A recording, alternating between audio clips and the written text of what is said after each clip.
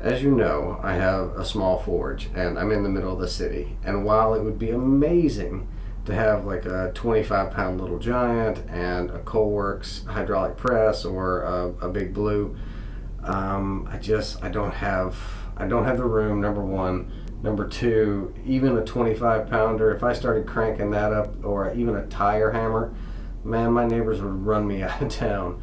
And then my budget, while I eventually will have probably the Coalworks press or maybe the Big Blue, right now my budget isn't that. So I decided to go the manual route. I do need a press. I do. There are things that I absolutely need it for. So I actually went to Vintage Tool Works, and he imports tools, blacksmithing tools, from England, and he found this beautiful number 4, so a 4-ton Sweeney fly press, and bought it from him, shipped it to me. It was on the dock at my day job in like a week, and brought it home. Now the thing's a beast. I think it weighs almost 400 pounds. But I'm really looking forward to bringing it into the shop, and all the things that I can do with it that previously have been really time consuming. I do make a little bit of money on a couple of things, and adding this to that repertoire will actually let me pump those out even quicker, and so I'll make a couple extra bucks, which all goes to the hydraulic press and the eventual hammer fund. So anyway, I need to build a stand for it, so I'm going to take you through like me building the stand, and then I'm going to get it set in place. And I won't do any tools or tooling for this video. I'll just get the press in place and the stand built, and have it in the forge. So follow along.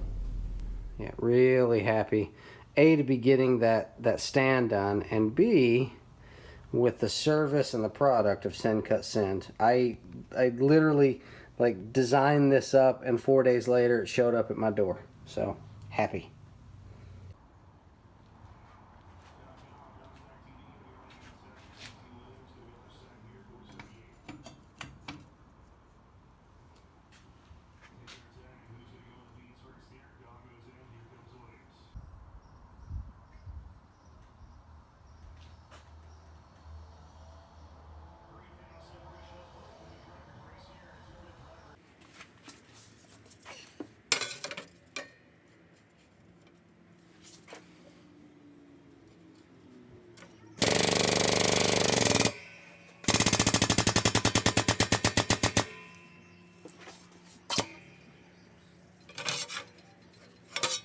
So typically when a table has 4 legs, it requires 4 feet. I must be real bad at ciphering, because I cut 3 discs for feet instead of 4. Somehow. It does not seem like complicated math. It really doesn't. But yeah, I screwed it up somehow. I swear that "he ran out of MIG gas" will be on my tombstone. Oh, damn it. Luckily, I have another bottle for just such an occasion. I don't know if you know this or not, but this is not my first rodeo, and I do this to myself constantly. So, yep, cheap insurance.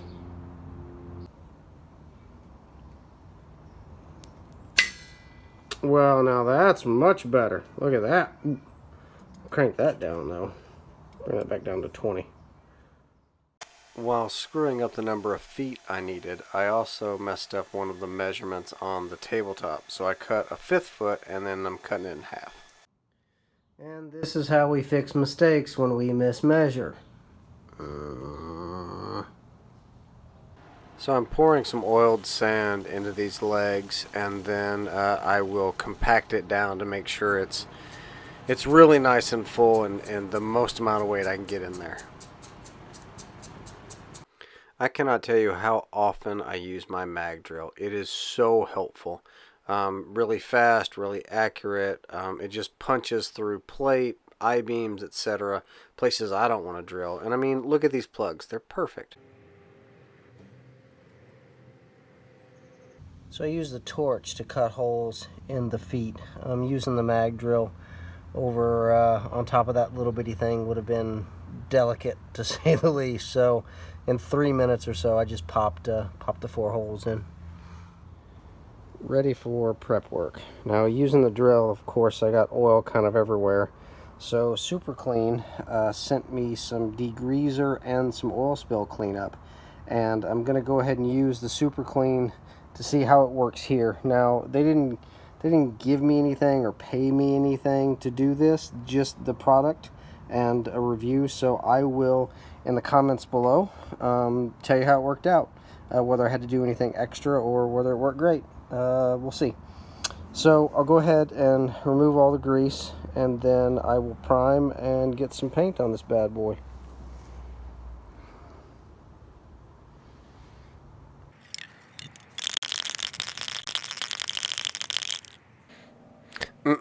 Look at that. 2 coats of self-etching primer, and we're ready to paint. I showed the hand mixing. This is a better option right here.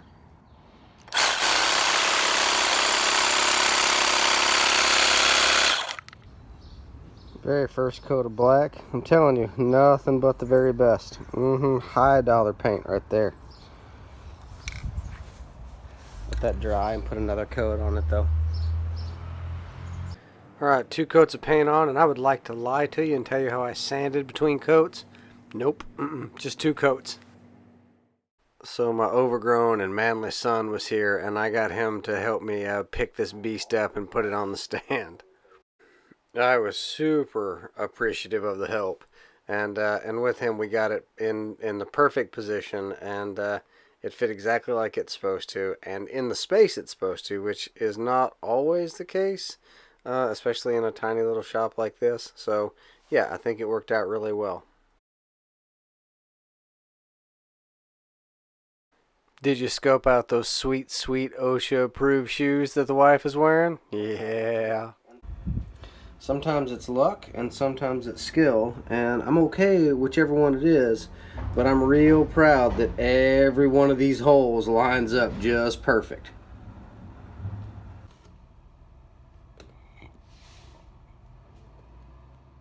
I had to modify the washers just a little bit, but that was quick and easy, and then I got all the hardware together with some 1/2-inch bolts and nuts and lock washers, and it all went into place fairly quickly.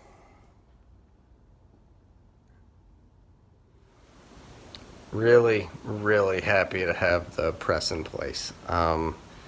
Really happy, and having my son help me do it, that means a lot to me. I'm really looking forward to making some tooling and putting it to work.